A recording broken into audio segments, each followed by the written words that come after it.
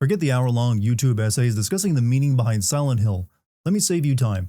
Every Silent Hill game is a choice between the fear of losing a woman or a woman's fears of losing herself. Sure, men more often lead, but the fog they wander through is just a metaphor for how utterly lost men are when faced with the alien reality of female trauma. Silent Hill is a franchise that treats a female psyche as its favorite haunted house, where every woman comes with a supernatural double to illustrate her internal civil war. It's a compelling can of worms we all have to swallow.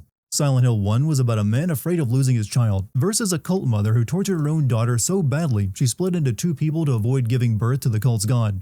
The second game was about a man so psychologically broken by the death of his wife that his guilt conjured a 2-for-1 situation, one woman to punish him, and one to cater to his pathetic desires. Silent Hill 3 featured a teenage girl, herself a previous 2-for-1 special, struggling against a cult that wanted to use her as an unholy broodmare for their god. And the fourth? A serial killer with such spectacular mommy issues, he literally wanted to crawl back into the womb by performing a ritual involving the world's most boring man, his physically abused neighbor, and a people. So on paper, Silent Hill F should be the magnum opus. It's set in the 1960s Japan, directly confronting the moment a girl passes from her father's property to her husband's. It's a genius, gut-wrenching promise that proves the developers understand the franchise's soul. So why don't I like it? Partially, it's due to the ending cheapening the experience when it reveals everything to be an elaborate drug-induced fantasy. But I can't pin all my complaints on the series finally committing to the idea that none of it actually happened. The real problem is that damn F in the title. It stands for forte, a musical term that means play it loudly, which I can only take to mean that they want you to accept Silent Hill is yet another entry in the like Elden Ring but genre games, under which we're currently being drowned under.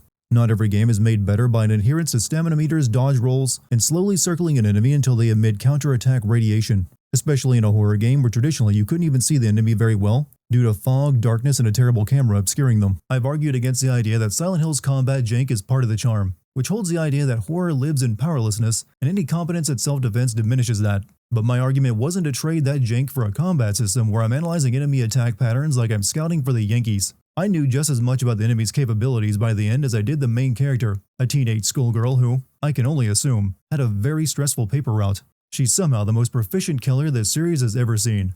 The old Silent Hill enemies, Pyramid Head excluded, were like rabid raccoons and burlap sacks.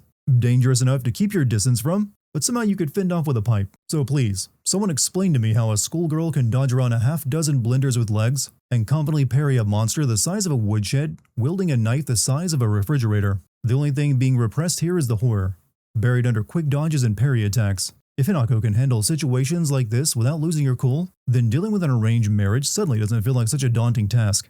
The game greets you with a choice, story mode or hard. There is no normal.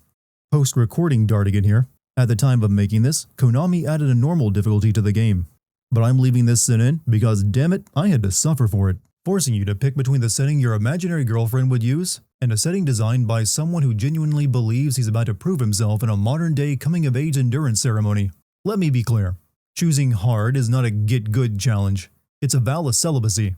You will not enjoy this. Your reward for selecting it is an intimate frame-by-frame understanding of Hinako's stagger animation. You get hit once and the recovery process begins. It takes approximately until the next fiscal quarter for her to stop wobbling and regrip her weapon, only to be just in time for one of the enemy's follow-up attacks to trigger the stagger all over again. By the mid-game, the amount of enemies ramps up and it becomes easier to piss on a hummingbird than land sequential attacks before being interrupted. Since guns are none too common in Japan and this mountain town had zero police, you're stuck with melee weapons that obey the fast-forward law of entropy. A real-life crowbar can outlive this entire franchise, but Hinako goes through blunt instruments like she's swinging churros at a paper shredder, which coincidentally is a metaphor that works pretty well for explaining the damage values and how long it takes to kill basic enemies. Rounding out all of this is the stamina and focus system. For a girl who we're told is a track and field star, Hinako possesses the stamina of a chemo patient. 3 dodges and 2 swings of her pipe are all she can muster before she's forced to chug a soda and shove candy down her throat like she's power leveling her diabetes. Either that clock is wrong or Hinako is very late for school. It's 2:15 in the afternoon. She's headed for class near the end of the school day. The mirror shot is smart, since it subtly sets up Hinako's duality, being that she's 2 people with conflicting desires. It's one of those things you do only realize upon a second playthrough. You traitor! Sakuka. Where are you off to? Don't usually see you around here. I'm sorry, but is there a reason all of you are wearing school uniforms? Don't you have class to get to? Even if this is a hallucination happening in Hinako's mind, there should be a little more clarity to it. Shu, Hinako's childhood friend, hands her drugs that he personally made for her to help deal with her constant headaches. Drug use is a common theme throughout Silent Hill. The cult in Silent Hill 1 used it to control people with addiction. Mary and Maria in Silent Hill 2 were on heavy medication for illness. Heather used drugs to abort a fetus in Silent Hill 3, and Silent Hill 4 had chalky milk. It's heavily implied that the medicine Shu made for Hinako is similar to the one the cult in Silent Hill 1 used, and secretly is dosing Hinako in hopes of changing her mind on marriage with the hallucinations. Shu is basically roofing his childhood friend so he can hook up with her himself. I'm not a fan of the endings, but the implied undertones of Shu's nice guy act and his own implicitness in thinking he knows what's best for Hinako were well done, even if the game never really makes him look bad once the truth comes out. The fog rolls in and Sakako dies when spider lilies start sprouting from her body. I'm not sure why that only happened to her and not the others. It might have been due to her playful insult of calling Hinako a traitor. But considering how much Rinko hates Hinako, I don't think she would have been spared from any curse if Sakako wasn't.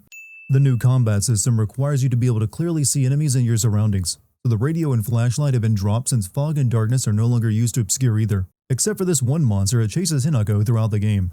The artistic team absolutely understood the assignment. The environments are packed with small details and atmosphere, until they start covering up all that incredible atmosphere with walls of bubbling meat later on.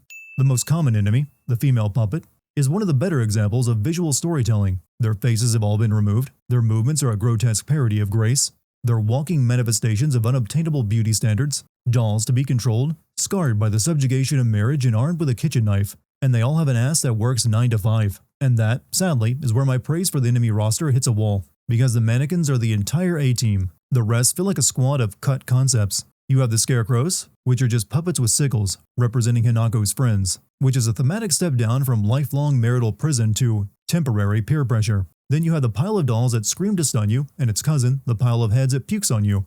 I will admit, one enemy, the one that's literally a writhing mass of breasts, birthing smaller monsters and locking you in a room, actually works. It's a disgustingly effective representation of the fear of motherhood and being trapped in an inescapable situation. I only fully appreciated that while writing this sentence, because in-game it's annoying as hell to fight, locking you in the room with it by throwing up a titty wall and flooding the arena with newborn enemies. But the crown jewel of misguided design is a gigantic meatball with a butcher knife. And what profound, subtle fear does this represent?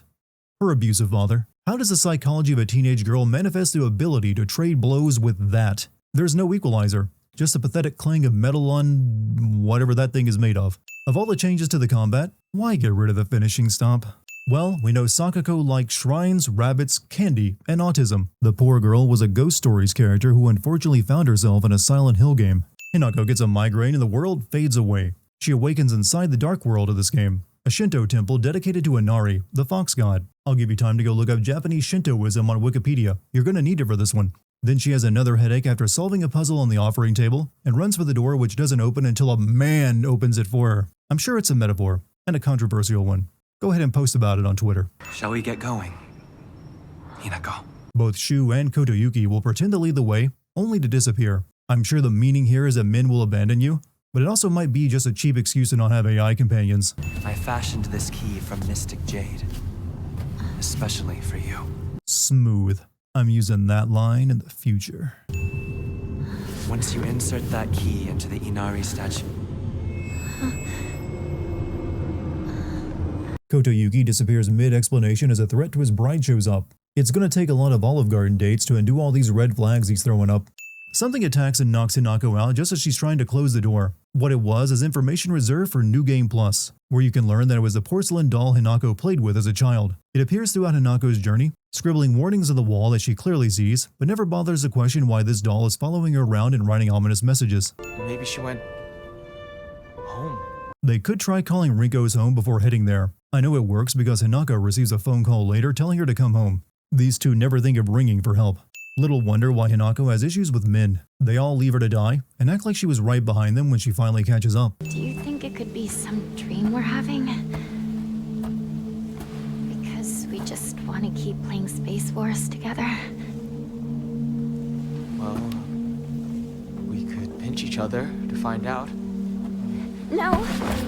About that. In this first playthrough at least, it actually is a dream. Well, a drug hallucination. Though I don't think self-harm is enough to wake you up from it, considering what Hinako puts herself through later. Hinako can't make her way directly to Rinko's house because the road is blocked by a truck. Maybe in Japan it's rude to step around a parked vehicle because there is clearly enough room to do so. Or Hinako could open the truck doors and go straight through the cabin. The rice field is her only option because she's too considerate. The bridge was right there, Shu. You're not going to impress a girl by jumping over a ditch when she just fought off the monstrous representation of her own father by herself. In the rice fields, you have to figure out the scarecrow puzzle, which involves figuring out which scarecrow to pull a nail from by reading a scathing message from Rinko. Get it wrong and you'll be attacked. Get it right, and it points the way through the fog. Sexily. No way. The bridge. I guess none of you can swim? Because that river isn't that wide. We can't use the bridge. But we can still take the highway. Past the mountain. Behind your house. The layout of this town makes no sense. The highway is behind Shu's house up in the mountains and doesn't lead directly into town. There's a first aid kit in the kitchen. I'll go get it. I've got several of those on me already, not to mention a pocket full of candy and dead animal offerings to make the gods happy. And after Rinko takes the opportunity to push Hinako down the stairs and knocks her unconscious, they forget entirely about the medkit even though someone was just injured. Hinako wakes up back inside the Dark World and quickly finds a Naginata in a hidden room. It can't be broken, but monsters in the Dark World revive. Silent Hill 4 was already the closest comparison I can make to how this game feels to play, and enemies that won't stay dead bring it even closer. Hinako stumbles upon a shrine maiden who is her friend Sakuko. It's a genuinely unsettling moment, the kind of quiet, visual body horror the series excels at. And then she screams directly into the camera. Koto Yuki can really take that spike club to his back, which flies in the face of one of the endings where Shu messes him the hell up with one swing of a bat. Your arm. What happened? Must have cut my sleeve somewhere. If your sleeve caught on the stairs and ripped off, then your sleeve should be visible somewhere on those stairs. Anyways, how about that medkit? Someone has an ouchie now. Shu and Rinko disappear whenever Hinako slightly turns her head away from them. It's more like they're logging out of a Minecraft server than mysteriously disappearing, especially since Hinako seems fine with it. Is it just me, or are there more of those weird monsters? All sorts of weird aliens kept popping up when we played Space Wars, right? Answering a question concerning your safety with a non sequitur that draws a parallel between childhood imagination and adult peril is less a reassurance and more a cause for a wellness check. Shu should be wondering if he got the dose right. Hinako, has anyone ever told you that when you talk to Shu, you sound kinda manly? You're concerned with the way she sounds when she's standing there with a lead pipe in her hand and cracking monster skulls open. Let's head for the middle school. We can take the mountain path from there. I have a logistical question. Where's the high school? There's no elementary for the fundamentals, no high school for the higher ed, just one singular building dedicated exclusively to the most awkward 3 years of human life. I'll just come right out and say it. Hinako's dead, okay? Maybe this is a cultural footnote I missed, but treating a bride-to-be as if she's deceased is a choice. Especially when you're having a conversation while she stands there awkwardly shuffling her feet. Why is Rinko seething with envy over a woman she's simultaneously referring to in the past tense? She's becoming a societal ghost according to you, and you seem mad you didn't get haunted first. It's locked. There never was a lock here, though. The key should be somewhere in the school. Might I suggest climbing over the fence? It's not all that tall. Push a box next to it and problem solved. My compliments to Rinko and Shu for their Olympic-level loitering. While Hinako, the girl who recently suffered a concussion on Rinko's property, was busy doing everything, they mastered the art of wandering off. Now they need a little rest while Hinako finds the gate key. I think I understand why Shu wasn't aware that Rinko had a crush on him. She sent her confession inside a custom-made multi-layered wooden puzzle box. Most boys his age aren't interested in Rubik's Cubes or girls, but this would have also been back in middle school. These kids are high schoolers now. Why is it still sitting on their school desks? Friends don't last forever. They will betray you eventually. Just as they say you betrayed them. Hinako's sister Junko is a mess of a character. Her appearance and metaphorical purpose are solid. To Hinako, she represents what becomes of a woman after conforming and marrying. We never see her face because Hinako doesn't recognize her anymore after her marriage, and her skin is modeled and stitched together, much like the mannequins, because she is essentially dead to her old family. But her lines are the kind of ham-fisted anime bullshit Rukishio 7 typically writes for his visual novels. The inconsistency follows her throughout the game, when she first throws down a ladder to save Hinako who is being chased by the fog monster, and then spends the rest of the game berating Hinako for staying alive. Leet speak is a substitution cipher using Latin characters, which makes it all the more weird that a bunch of Japanese middle schoolers came up with it 40 years before the West did. Since it's just the two of us, let's play our own version of Space Wars. If you want, I could be your partner. Or maybe some kind of femme fatale. That's not flirting. That's presenting a man with a choice between getting a restraining order or a weird reputation. By requiring Hinako to be knocked unconscious to access every single Dark World sequence, they created a protagonist who basically runs on plot-required narcolepsy. You did well to make it this far, Nicole. He engaged the head pat sound effect. She's his now. Come, bid your farewell. Kotoyuki bids Hinako to say her farewells. His idea of closure is an execution for each of Hinako's friends. Rinko is burnt alive, Shu is hung from the rafters, and Sakako is locked away in darkness. However, Sakako has already died twice in this game, so I'm unsure of just how many times we have to say goodbye to her. Rinko and Shu are still alive though, and I don't know how this metaphysical murder plays into their fate, because we never see them alive again in the real world, minus 2 endings where Shu is still around while Rinko is apparently dead. Shu and Rinko are nowhere to be found when Hinako wakes up. They did helpfully unlock the school gate for Hinako despite going in the opposite direction. The fog monster shows up and chases Hinako until a tree falls in its path. Then it chases her again and is only stopped by an unlocked chain link fence. It's reassuring to know even the supernatural is stymied by the same level design that forces Hinako down specific paths with weak barricades, even though it's shown destroying everything in its path. I bet this thing can't get past that parked truck either. No one is home at Shu's, but Hinako hears the door rattle and opens it, only to be grabbed by a huge hairy arm that flings her into the yard where she falls unconscious. The sheer number of convenient head injuries and fainting spells this girl endures would be a medical marvel in any other context. The path ahead is one of great pain and suffering. I appreciate it when a game warns you that you're about to play through the worst section of it. The first part of the ritual involves Hinako sawing off her own arm and replacing it with a monstrous fox arm, giving away your hand in marriage a little too literally. Thank God they disinfected her arm before sawing it off. Wouldn't want her to get an infection. The fox arm gives Hinako the ability to draw the souls of defeated enemies, killing them for good here in the Dark World, but also leading into the next ritual where Hinako is branded. They don't bother removing her shirt for this in a strange display of modesty, and just place it directly onto the cloth, which should result in Hinako's clothing catching fire and burning up. The seal seared onto her back allows Hinako to activate a devil trigger once she's collected enough souls. Why be scared of monsters when you're only a few soul orbs away from becoming one yourself? At this point, she's not a vulnerable girl in a psychological nightmare.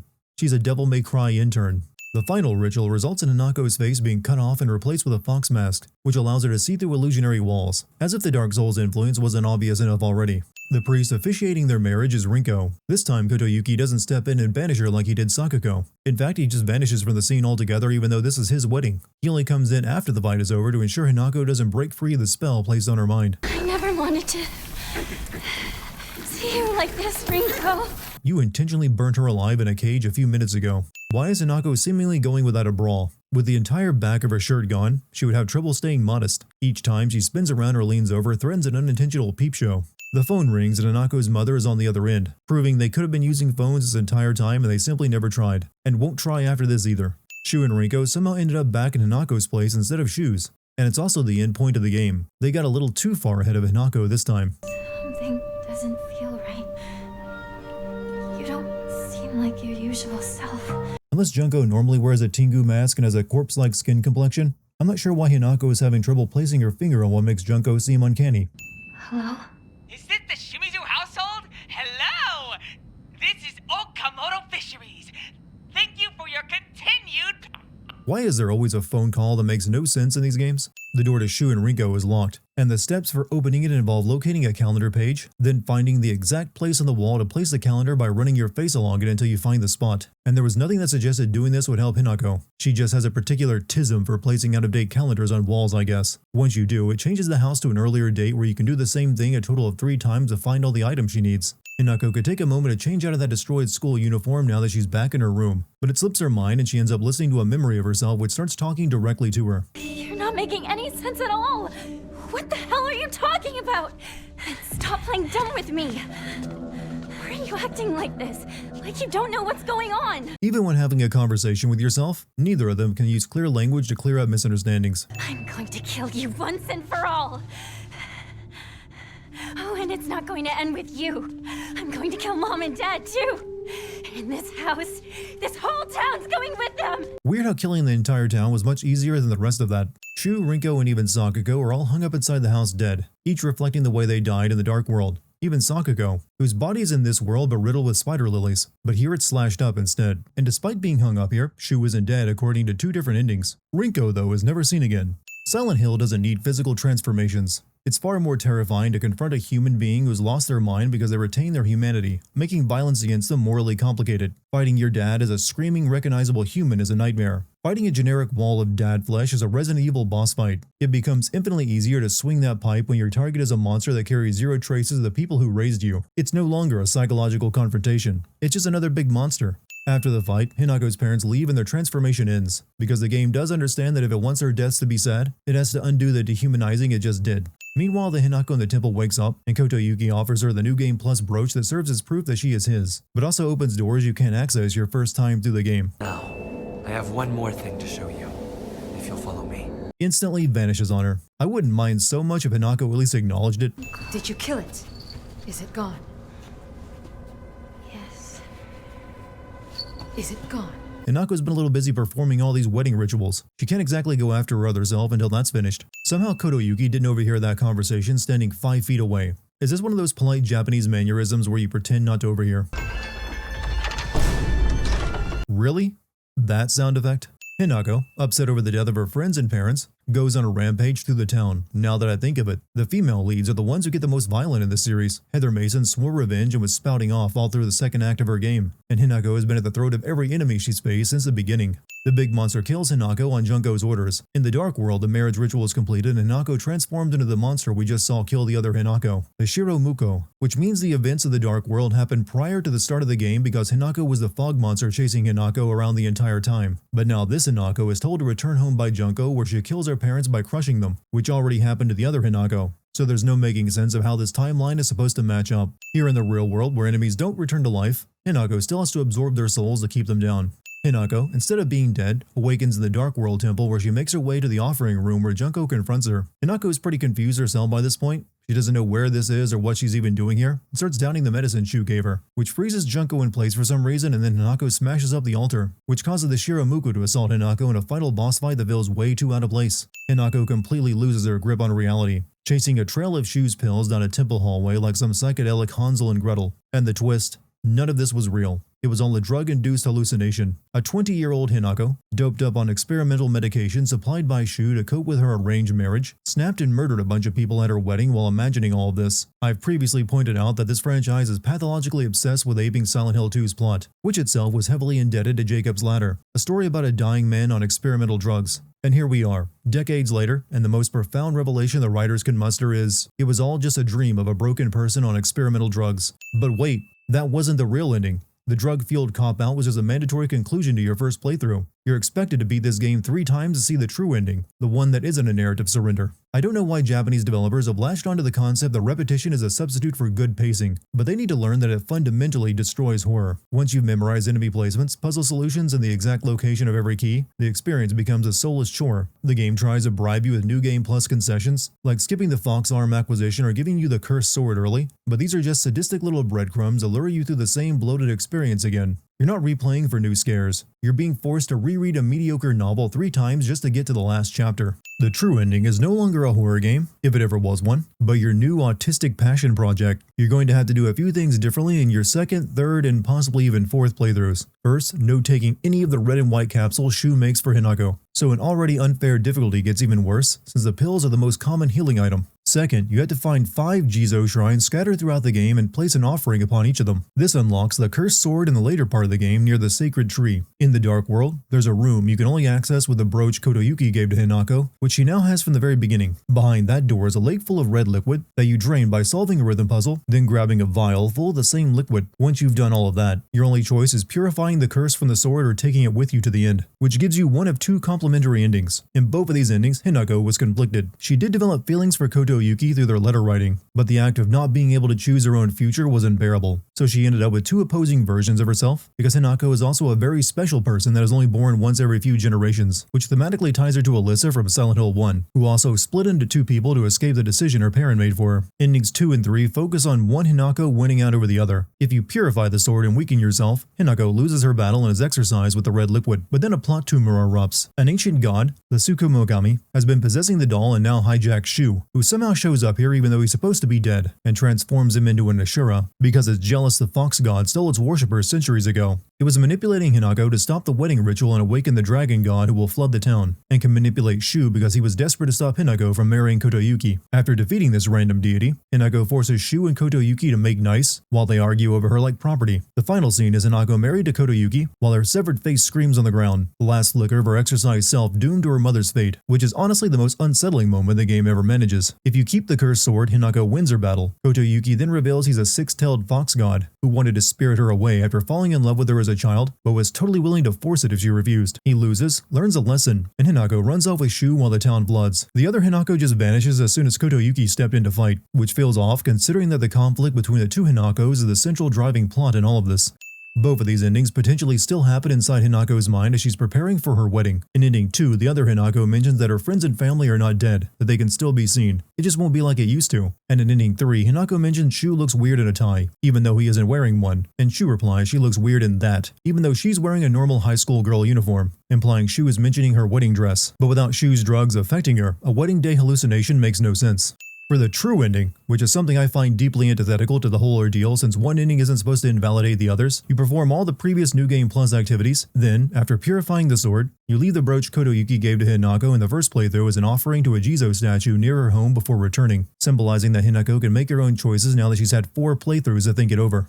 There are 2 key differences in this ending. First, Hinako gets a prolonged scene with her mother once she returns home, where she explains that women aren't as helpless in marriage as Hinako thinks. The reason her father is marrying Hinako off is partly due to his wife having cancer and believing Hinako would be better off with Kotoyuki, given their health and finances. He was also screwed over by his friend in a failed restaurant, and that's why he owes so much money. The other scene is in Hinako's room where she converses with herself. This time, her father enters and begs for forgiveness. After this, everything happens the same as it did before. Hinako has to fight her parents, which is weird since she just had a heartfelt scene with each of them. Then they're killed in front of her by Hinako, who also seemed to be leaning toward forgiving them but now doesn't, and then Hinako goes on a rampage in town until she's attacked by the other Hinako, only this time she claims it's her choice to die here, which she does, then awakens in the Dark Temple. When she confronts Junko at the altar this time, she decides to not marry and smashes up the altar, which brings out the other Hinako for a fight, but then the gods intervene and try to force them to fight when they prove reluctant. Meanwhile, Kotoyuki was under a spell of the Kyubi, a 9-tailed fox god who required maiden sacrifices annually so he could keep the water dragon at bay and not flood the town. Then one Hinako has to fight Kyubi, while the other battles Tsukumagami. It's all spectacle rather than terrifying violence. In this ending, both Hinakos come to an understanding. Other Hinako wants to confront her potentially real feelings she has for Kotoyuki, while Shimizu Hinako wants to choose a life for herself. Meanwhile, Kotoyuki, free of the Kyubi spell, decides to experience a normal life for a time and allow Hinako to make up her mind. The two walk through a now deserted Ebisu Goaka, seemingly indifferent to their dead parents and friends despite the positive mood they're in, since Shu didn't seem to survive in this one. And it is all ours. Our silent Ebisu Gaoka. Ebisu is the name of a deaf god, and Gaoka translates to hill. So Deaf Hill. Konami did the meme we've been doing online for the last decade for imagined legally distinct Silent Hill concepts.